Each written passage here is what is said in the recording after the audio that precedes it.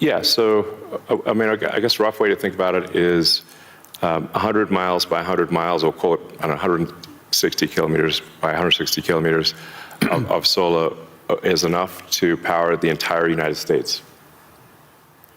So, 100 mile by 100 mile area is, I mean, you could take basically a small corner of Utah, Nevada, New Mexico. Obviously, you wouldn't want it all in one place, but it is a very small percentage of the area of the U.S. to generate all of the electricity that the U.S. uses. And the same is true, actually, I mean, for Europe. You could take a small part, you could take relatively unpopulated areas of, say, Spain and Sicily, and generate all of the electricity power that Europe needs. So why don't you think that there's a movement towards that here and in the United States? Well, there is. As it is in China. Well, unfortunately, in the U.S., the tariff barriers for solar are extremely high, and that makes the economics of deploying solar so artificially high, because China makes almost all the solar, What would it take for Europe or the U.S. to build it commercially, if it's that scale? Yeah, I think. Well, I can tell you what we're going to do, at SpaceX and Tesla is we're building up large-scale solar. Right. So the SpaceX and Tesla teams both separately are working to build to 100 gigawatts a year of solar power in the U.S., of manufactured solar power.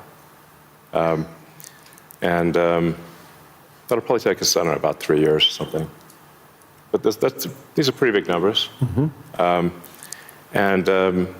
I'd encourage others to do the same. We obviously don't control the U.S. Tariff policy, mm-hmm. But for other countries, I would recommend that China makes solar cells that are incredibly low cost, and I think it would be worth doing large-scale solar. Humanoid robotics will advance very quickly. I think we do have some of the Tesla Optimus robots doing simple tasks in the factory. We expect probably later this year. By the end of this year, I think they'll be doing more complex tasks, but still deployed in an industrial environment. And probably sometime next year, I'd say that by the end of next year, I think would be selling humanoid robots to the public. That's when we are confident that it's very high reliability, very high safety, and the range of functionality is also very high. You can basically ask it to do anything you'd like. You're already seeing that in Tesla cars. The software changes that you're doing, and what is it? Yeah. Every quarter now, a software change that upgrades the ability of the robot within the car. Yes, the Tesla full self-driving software, we update it sometimes once a week. Recently, some of the insurance companies have said that it is actually so safe, when Tesla full self-driving is so safe that they're offering customers half-price insurance if they use Tesla full self-driving in their car. And that can be monitored by the insurance company? Is that part of the agreement then? Yeah. I think self-driving cars is essentially a solved problem at this point. Right. And Tesla's rolled out a sort of robo-taxi service in a few cities, and right. will be very, very widespread by the end of this year within the U.S. And then we hope to get supervised full self-driving approval in Europe, hopefully next month. Really, that quickly? Yeah, and then maybe a similar timing for China, hopefully. Well, the key breakthrough the major breakthrough that SpaceX is hoping to achieve this year is full reusability. So no one has ever achieved full reusability of a rocket, which is very important for the cost of access to space. We've achieved partial reusability with Falcon 9 by landing the boost stage. We've now landed the boost stage over 500 times. But we have to throw away the upper stage. The upper stage sort of burns up on reentry for Falcon 9. So, and the cost of that is equivalent to a small to medium-sized jet. So, but with Starship, which is a giant rocket, it's the largest flying machine ever made. That's a rocket that you're using for the idea of going to Mars, right? Yeah, Mars and the Moon, as well as for high-volume satellite stuff.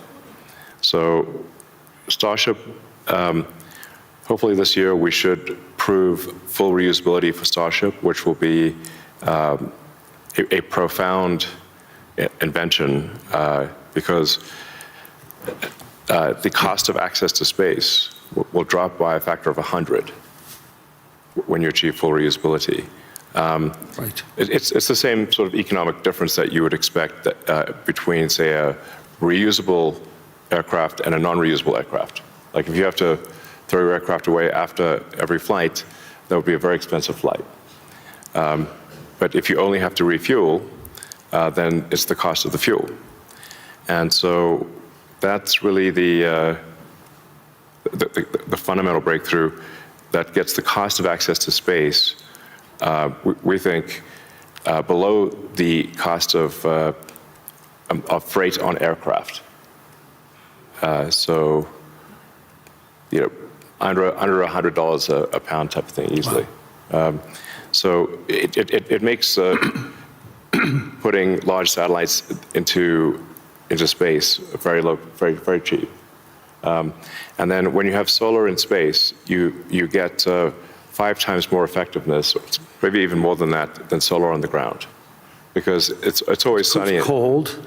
And It's always sunny, so you don't have a day-night cycle or seasonality or weather, and you get about 30% more power in space because you don't have atmospheric attenuation of the power. Right.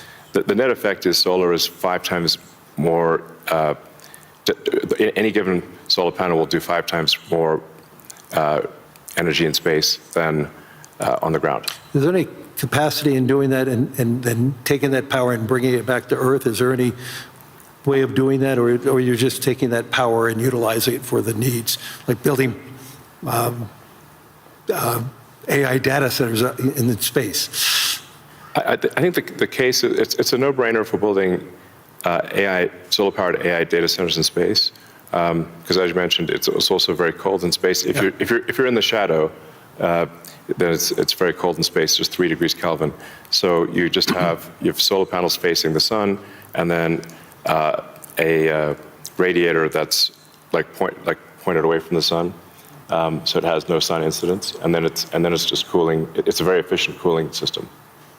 So net effect is that the lowest cost place to put AI will be space, and that'll be true within 2 years. Maybe 3 at the latest. Wow. So looking 10 or 20 years out, how would you describe success with AI or space technology, and where do you see it? Are you more certain of what's going to happen in the next 3 years or 5 or 10? I don't know what's going to happen in 10 years, but the rate at which AI is progressing, I think we might have AI that is smarter than any human by the end of this year, and I would say no later than next year. Wow. And then probably by 2030 or 2031, call it 5 years from now, AI will be smarter than all of humanity collectively. I mean, as a kid, I read a lot of science fiction, sci-fi fantasy books. Yep, we talked about that. And comic books, and I always liked technology. I didn't expect to be where I am today. That seems incredibly implausible.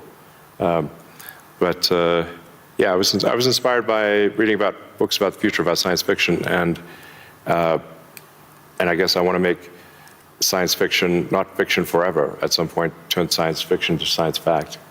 We want to have like Starfleet Star Trek really, for real, like where we actually have giant spaceships traveling through space, going to other planets, traveling to other star systems. I'm just interested if I could be beamed up to go back to New York. I'd like to just be beamed back to New York instead of flying. Yeah. Talking about Star Trek. No, I guess my essential, what I would call the philosophy of curiosity. I'd like to understand the meaning of life. You know, is the standard model of physics correct regarding the beginning of life, beginning of existence, and the end of the universe? What questions do we not know to ask that we should ask? And AI will help us with these things. So I'm just trying to understand how do we get here? What's going on? What's real? Are there aliens? Maybe there are. And if we've got spaceships that are traveling to other star systems, we may encounter aliens, or we may find many long dead alien civilizations. But I just want to know what's going on. I'm curious about the universe, and that's my philosophy. Do you see yourself ever going to Mars in your lifetime? Yeah, I mean, I would say like, That's a long commitment. I've been asked. Isn't that 3 years each way? It's 6 months. 6 months, that's all it is? Yeah, 6 months, but the planets only align every 2 years. Okay. So, yeah, I've been asked a few times, like, do I want to, die on Mars? And I'm like, yes, but just not on impact. I think my last words would be, I would encourage everyone to be optimistic and excited about the future. Good. And generally, I think for quality of life, it is actually better to err on the side of being an optimist and wrong rather than a pessimist and right.